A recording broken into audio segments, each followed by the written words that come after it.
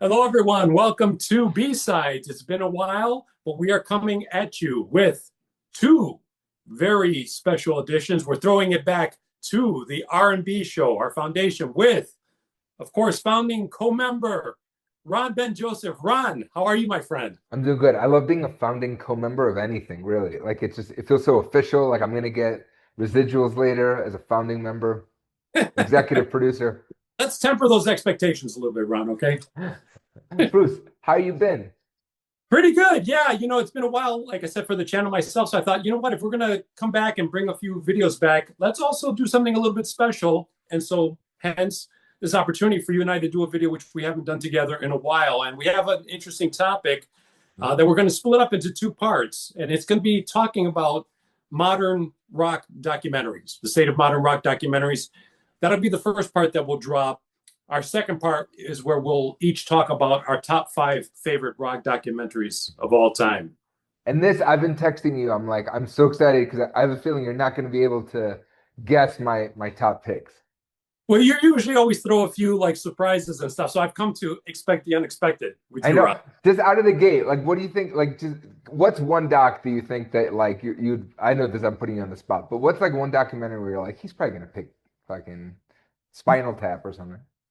Well, that's one I thought of, but actually, one that I have in my honorable mention list is the Amazing Journey with the Who. So I don't know if that's one that you had even thought of, but you being a huge Who fan, I'm like, that might possibly pop up in Ron's list. I wasn't sure, but we'll see. We'll It see in might. the next episode. No It spoiler. might. It might. It might be up there with my VH1 look at David Cassidy. That wouldn't surprise me, actually. I know. I know that one because I was talking about David Cassidy. All right. Should we get started? Can we get in depth here? I'm very frustrated. Yeah. Let's talk about this a little bit, Ron, because before leading into our top five, I feel like there's a kind of a little bit of a cultural shift with some of these modern documentaries. You and I have been texting back and forth on this for a while now, and what spurred this on was some more recent ones that I've had the chance to watch. I think they may have dropped like later last year. One was the Beatles '64 documentary, and the other one was Return of the King, which was on Elvis Presley. That was a Netflix documentary. The Beatles one was a Disney one.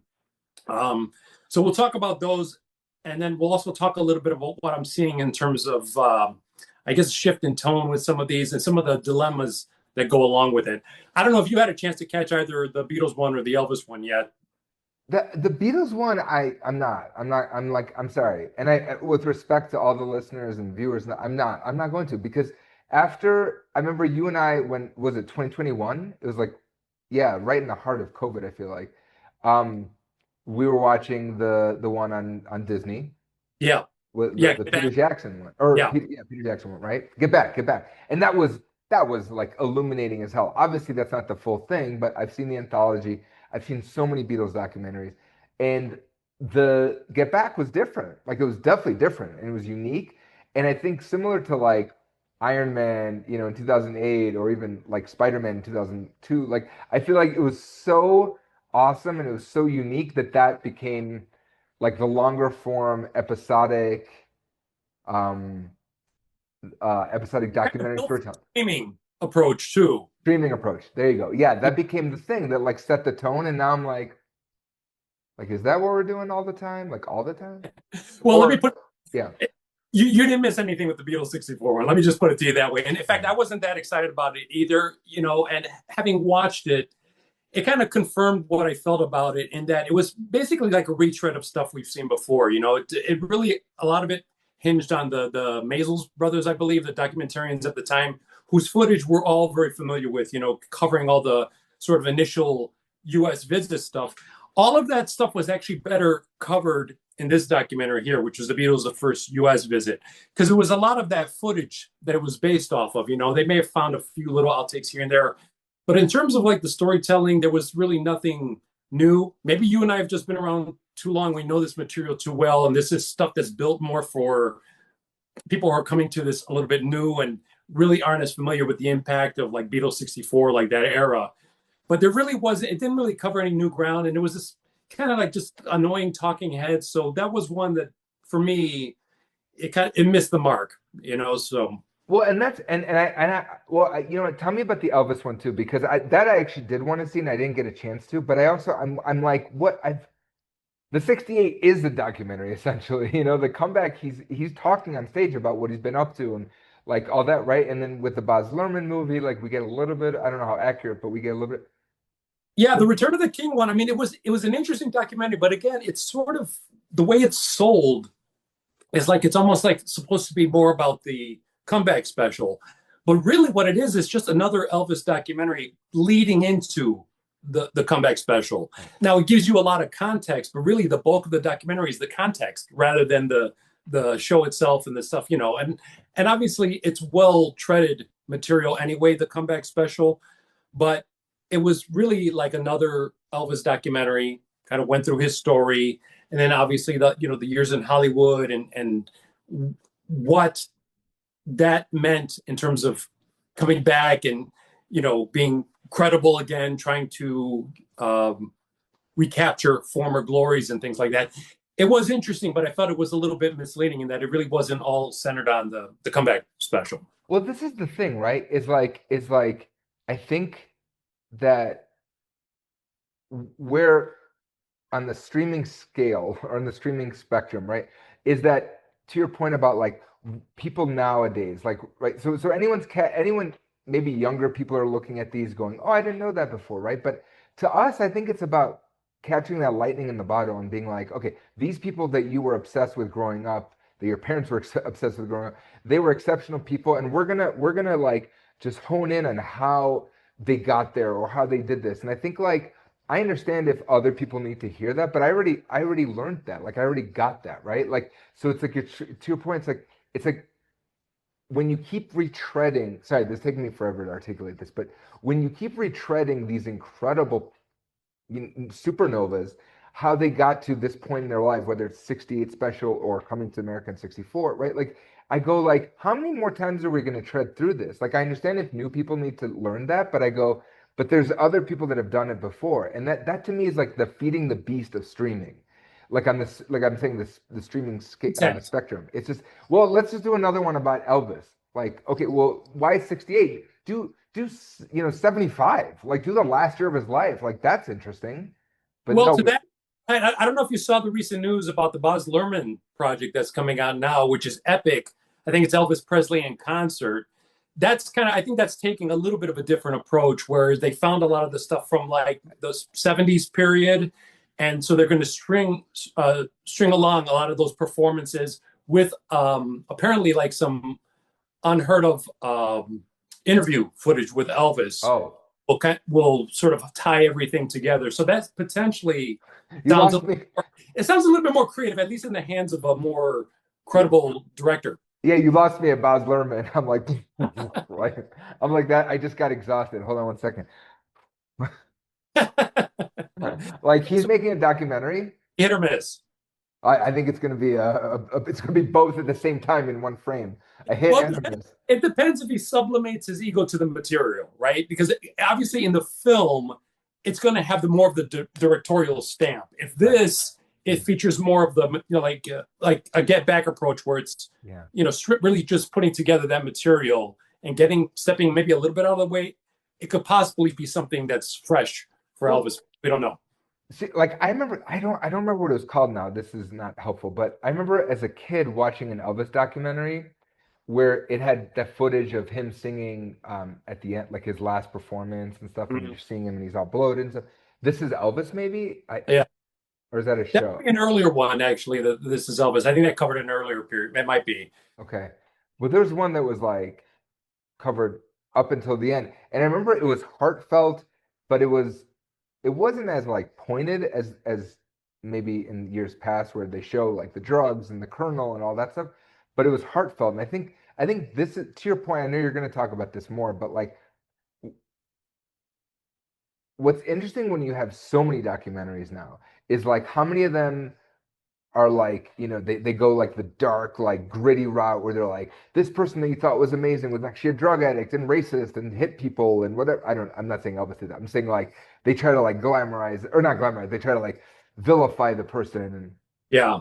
right. Or on the other side, the people themselves are producing it and they're like, I'll never do the bad thing in my life. I woke up and I wrote the song in 2 minutes, right? Like, Well, that's a perfect segue to what we're going to talk about next, really, which is again the dilemma I'm seeing with like modern rock documentaries. The nice thing about some of the modern ones is we're actually getting them screened theatrically, right? So that's an opportunity to see like Pink Floyd and Pompeii, or with becoming Led Zeppelin, in IMAX or like big theater, surround sound, all that stuff. But it brings us to something I think we've been talking about back and forth many times, and that is how a lot of these modern documentaries are almost reflective of like what we know as the shill media, right? Access media. Whereas in order to gain the access and to get the licensing for the music and to get the participation, you have to play ball and you have to go with the narrative of the estate, which doesn't always make for the most dynamic or the most objective look at the material, right? I'm thinking specifically, like, for example, having seen recently the Becoming Led Zeppelin documentary theatrically, it's an interesting documentary, but it's very limited in the sense that it's covering a very small window of time, like the very beginning of the band, which is a good concept if they plan to do more. But I don't think they are. I think this was really just the one shot with this documentary. But it's like doing a documentary on the Beatles and just ending when they land in the US, right? And just stopping there. But the other thing is, I know Jimmy Page is very particular about protecting the estate and the legacy of Led Zeppelin. He always wants it focused on music. But the thing with Led Zeppelin is there's much more there that's, lurid. And again, you don't have to like go super sensational on that stuff. But I think to not cover that is also, it kind of leaves you lacking. Like leaving that documentary, I kind of felt like there was so much more that could be covered, so much more in terms of the albums, so much more in terms of all the touring, their saga, their continued progression as a band. So again, with the director having to be a little bit complicit in how the material is presented, you have that. But then the opposite is, I feel bad for like this director. I think his name was Ezra Edelman. This guy's an Oscar-winning documentarian, right? I think he did one on OJ. And he created a 9-hour documentary on Prince called The Book of Prince that was supposed to be on Netflix, right? What happened was, the estate did not like the approach that he took, because he said that he is, true, he's covering the genius, all of that stuff, his creativity, but he was having fans have to confront his humanity. State was not happy with that, so Netflix cancels that documentary, and they're going to release one that the estate is happy with. So that's what happens when you don't sort of, I guess, play ball with the estate, and try to do a little bit more of an objective approach. So that's part of the problem we're seeing. Right. And so to me, I go like, what is it that you feel like, and this is what we're going to talk about in the next episode, like versions of documentaries that really speak to us. But what for you makes that perfect balance of like where it's gritty, it's real, like we're getting a real look behind the curtains, and at the same token, it's still with reverence and with respect to the band that you love? It depends how willing the band is to really open up, right? Instead of preserving image, preserving myth, mythology. Because, you have some bands where there's been official versions of their stories, but sometimes the unofficial ones are actually the ones that are more interesting, which we'll get into in the next episode. But what happens is now you have this sort of, either the estates are taken over by family or corporate, and all they really want to do is preserve legacy. Like for example, like with the Queen biopic, originally I think it was Sacha Baron Cohen. Yeah, I was going to bring this up. Yep. I was going to like do like some kind of piss take on Freddie and stuff like that. So obviously the Queen members, they didn't want that, right. And they wanted to preserve the mythology. And in that case, I can kind of understand from the estate point of view, like if you're going to do something that's going to damage the brand image and stuff long term, then you have to do what you have to do, which I think ultimately their approach was the right approach to like, kind of get rid of him and go another direction. Well, the Prince one, unless you get to see that documentary, that Edelman did, you'll never really know, because it depends. Like, how sensitive was the estate to some of the, did it get real lurid where you can kind of go, yeah, maybe we don't want that stuff, or was he just, getting into certain things that we do know about Prince? He was a complicated figure, So I think the perfect balance is, having a credible director who's respectful is not looking, doesn't have an agenda to like take down, the subject, but you have to have a subject that's willing to sort of face up to, the full breadth of the story and not just kind of glorify everything, because that makes for very dull documentaries, which we've seen, I think, more recently. Those are what we're getting more in the marketplace. Because to your point, like the Doors, the Oliver Stone movie is like the best example of like really theatricalizing Jim Morrison and making him just a cartoon essentially, right? And I know a lot of the Doors members were not happy with that film, so it doesn't commemorate the person, the artist well. That's the No, other extreme. yeah, exactly. Like, I mean, Morrison, yeah, he had those sides to him as well, but Right. he was an artist. He was someone who actually, had the sort of the spirit of artistry within him. And it didn't, if you don't balance it with that and showing that side as well, then, you do get a movie like that where it's like it hasn't aged as well in terms of the credibility. So that's sort of overdue for like a appraisal, reapproach as well. Okay. And then Yeah. third, you Yeah. have a third instance where sometimes corporate ownership is actually a good thing, because in the case of Pink Floyd, they recently sold their music rights and the image rights, likeness and all that stuff to Sony. And Sony is like, they own everything now, in terms of like the big artists and all that. And in this case, it's actually a good thing, because for the longest time, David Gilmour kind of had the stewardship of the brand. And whenever they tried to release something from the golden period that involved Roger Waters, those two loggerheads, it never ended. They did a 2018 remix of the Animals album from 77, I believe. And this took like 5 years for them to be able to officially release that album, just because they disagreed on liner notes. They couldn't agree on the damn liner notes. If it continued to sort of be under Gilmour's sort of stewardship, you wouldn't get what we've gotten recently, which was the IMAX presentation of, Pink Floyd and Pompeii, which was phenomenal. And it gave me a lot of confidence in the sense that, yes, now the material's in the proper hands, the legacy.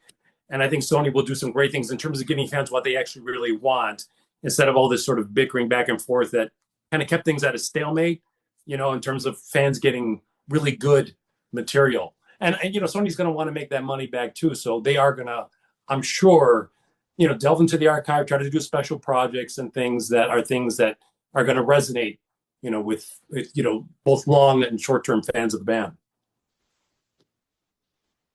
But if there's an incentive, right? Yeah, like that makes sense. Like Yeah, if I want, like I would imagine on the print side, if there was a studio or like a corporate entity that it was like hell bent on it, then they'd force their hands, the estate's hand. his estate, unfortunately, because he didn't have, I think, like a will and all that stuff, he just fell into disarray. So it was like Oh. family members claiming, Mm. an ownership of it and stuff. And I think that took a long time to get through. And so I Mm. don't, I think over time, that'll sort itself out. But I know for like the immediate years following his Wow. passing, I mean, that was like a real sloppy mess and stuff. And you mentioned one too. I think last time we were talking about like the Bon Jovi one. Was that one that resonated with you? Yeah, that's what. Was it Hulu or I forget what it streamed on? I want to say it was Hulu. Um, and that was the to me the best of the streaming where it's like three parts or how many ever parts it was, and it's like cut up and you really get to like chill with John Bon Jovi and you get like, and it has like it's balanced with a performance and he's like going back on tour and his voice isn't working and it's kind of so it was nice. It was like pleasant. It wasn't too controversial, but like you got to see like the real inner workings of the band. Yeah, I was a fan of that one for sure. Did you watch that? Did you? Not yet. But Okay. once I heard that they were actually tackling that sort of kind of elephant in the room for the longest time, which was like the vocal issue and stuff like that, I know it sounded interesting. So I'll have to get around to watching that one. Yeah, like you get to because of that issue, like well I just saw the Springsteen one that came out recently too, and like his last tour. I forget what it was called. See, I don't know. I'm very tired lately, so I'm not remembering things. I'm so sorry. But Springsteen had a good one where it was like his last tour, and it was Mm-hmm. great. And he didn't have vocal issues because his voice is so like fried anyway. But I love his voice. But whereas like Bon Jovi, like you see it has a tension built in that you can't stop watching because you have this guy who's fighting against his own like very thin vocal cords, you know, and very Yeah. like it's he's like this whole operation is contingent upon pieces of skin rubbing together, you know? Yeah, and which is something that a lot of people don't think about. Like, when you're on the road as a band, people don't kind of really think of like, how much weight is on the singer, especially doing kind of a long-term tour, because every, instrumentalist in a band, you have your backup gear and all that stuff. And, Yeah. that stuff, it's not subject to weather. It's not subject to altitude. It's not subject to fatigue. Yeah. It's really a lot is on the singer on a high profile tour. So yeah, that sounds very interesting. It is. It is interesting. But again, it's like it's in the streaming format, it takes a while to get like it doesn't feel like an experience where you're sitting down, you get like a beginning, middle, and end. It just takes forever. Like not forever, but it's 3 episodes. It just feels like I don't know that things need to be 3 episodes, you know? Yeah. Well, I And I guess think on that that, yeah. no, go ahead. I'm like to me that's the legacy of the Get Back documentary, where it just took its time and had so much footage and I'm like I don't know, just But show me like the root story. and you can only do that with a subject like the Beatles, right? Like you can't do Right, that with every, like a subject like the Beatles that right, holds the fascination of the public for as long as it has, and with this treasure trove of material that was very unique. You can get away with it there. You can't do it with every act, So you have to be very selective about that. But in this modern era where the content and the streaming and the demand for that, right. that's kind of what part of the other unhappy compromise of this whole thing that we're talking about. But on the bright side of this whole thing is that we'll move along in our next episode to Yeah. documentaries that we actually like, ones that did leave a lasting impression for each of us. Let's get to it, dude. I can't wait. Let's get to it. So, for those of you who've joined us for this first episode, thank you so much. Let's welcome Ron back. Thank you. Thank you, Ron, for joining us. I'm looking forward to our next episode, and I'm very curious to hear your top 5. In the meantime, if you like this video, please, again, give us a like, thumbs up, subscribe, all that good stuff. And we'll be seeing you all again very, very soon for part 2 of our take on rock documentaries. Until then, take care, everyone.